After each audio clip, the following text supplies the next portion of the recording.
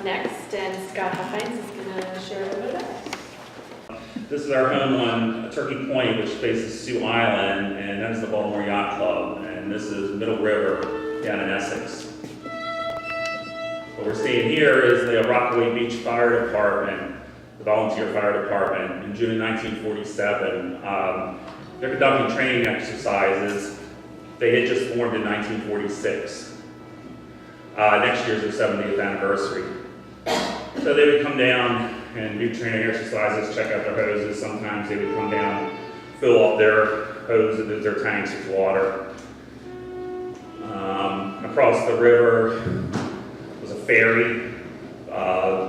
Boats or cars would park, and then the ferry would take them across to the yacht club. That brown building you see was an ice house. At that point in time, it wasn't used anymore, so they would train down there. Eventually, they set the ice house on fire for training exercises. And over the yacht club, that was a bootlegger's island. A man named Md owned that island before the yacht club, and it was a hub of bootlegging. And if a boat rode by in the night, he usually would come out with a shotgun, fire off warning shots. There are a lot of Prohibition-era politicians in the city would come down to Turkey Point to celebrate. Now we're jumping ahead 5 years. This is July 4th parade in Rockaway Beach. My mom, Jackie Nickel, was 10 years old at this time.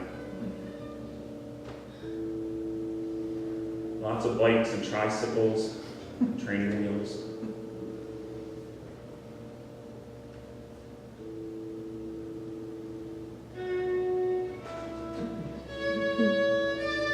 Here comes Uncle Sam.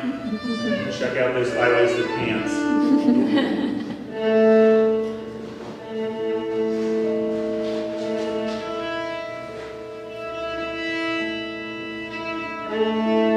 Over on your left, keep an eye on the guy in the hat that's limping. There'll be a little payoff on that. And now we have over on the right another guy with another incredible hat.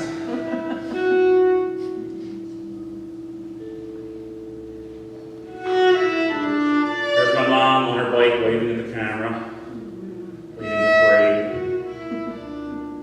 We have 0 children in our neighborhood now, so we don't even need to put out Halloween candy. Most of the kids were from the 40s, 50s, and 60s.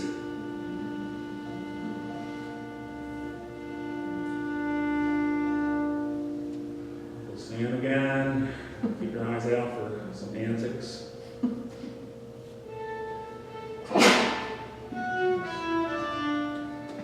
It's a lampshade and a broomstick.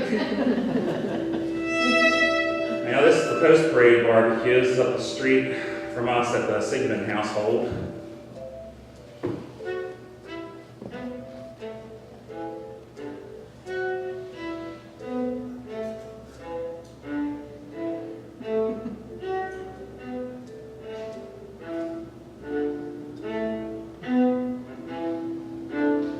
That is Fred Sigmund holding up his beer. That's his wife, Lil Sigmund, leaning in for a very long kiss. And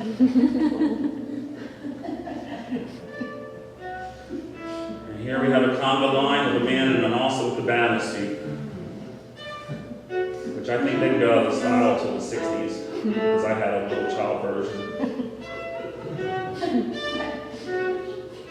So originally in our neighborhood, down Turkey Point, people bought property as shore shacks.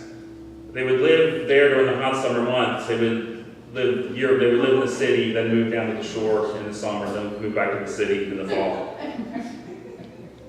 By the time they were shooting these films, people started moving to the shore shacks full time. So they were fixing up their houses, adding electric, and living year round. My mom had moved down to the neighborhood when she was 10. She was born in 42. She grew up on Keeler Street, which is off of Hartford Road in the city. And they moved down there after my great-grandfather, Hun Nickel, had died in 1951. Now we're going to head back down the street to our house. That's our neighbor, Ben Bereza, 4 doors up, playing the accordion. There's a lot of pier frolicking.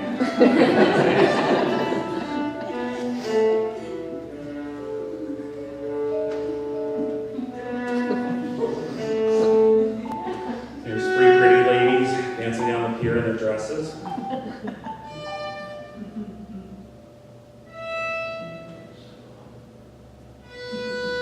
Middle River, which is behind them, that leads out to Hart Miller Island, which then leads out to the Chesapeake Bay.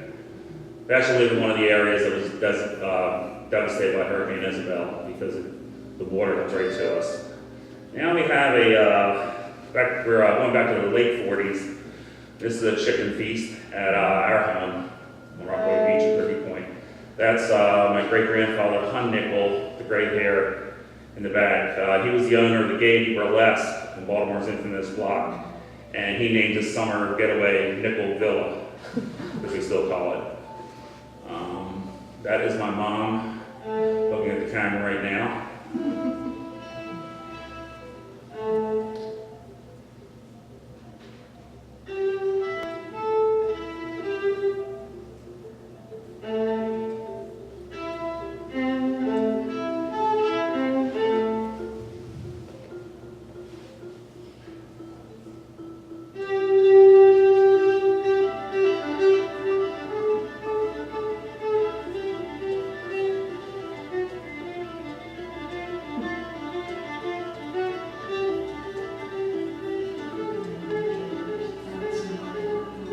Okay, that is my uncle on the left, Buddy Nickel, and my grandmother, Marion Nickel, brother and sister. They took over the Gaiety Burlesque in 1951 after their father died, Hun Nickel.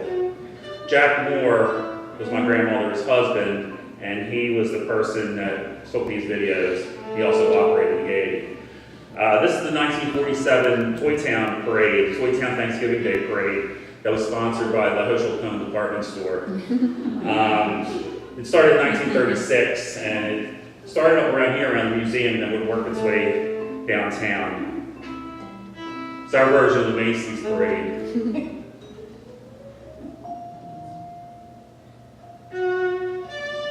When I was little, I liked playing these films because I would play the hello, and I would just stop the camera after the last L.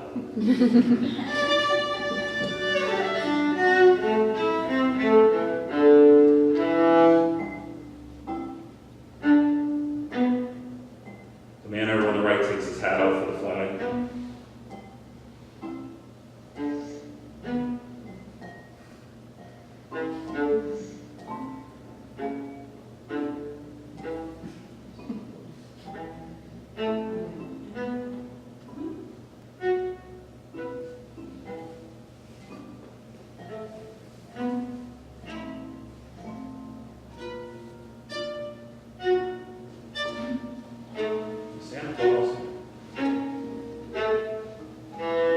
Back to our house for some winter ice skating. Back then you could ride a car out on the ice. Winters were so cold. And they're right in front of where the fire engine was just a few minutes ago. Here we have the 1948 gathering of the ancient and honorable nobles of the Hardshells. The Hardshells were downtown tavern owners, and they were beer and liquor salesmen. They dreamed up the idea of this club at a bar in Waverly back in 1935. The president was called the Imperial Jumbo. They also had officers named the Claw and the Backfin. And every year they would have a party down at Turkey Point. They'd form a line, take a live crab, parade down the pier, and throw the crab overboard. Then they would announce that this is after he announced that they hoped the offering would bring more crabs next year. The owner of the Angle Inn on O'Donnell Street, the owner of the Dimitri's in Hamden, they were all Imperial Jumbos. And they would have a feast of crab cakes, crabs, etc. Here's my beautiful mom. This was spring of 1963. I'm there in her belly. She gave birth to me in September of 63. Father.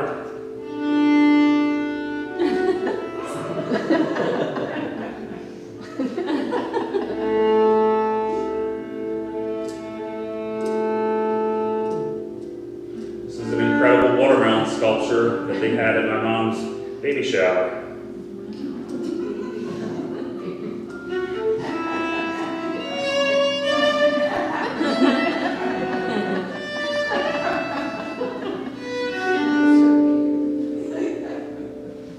And there's my mom.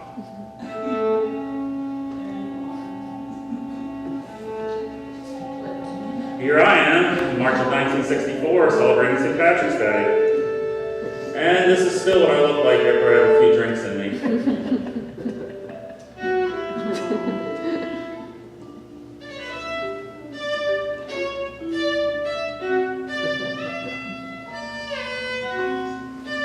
And finally, here's my mom holding me as we go to Easter Mass in spring of 1964. That's it. Thank you very much.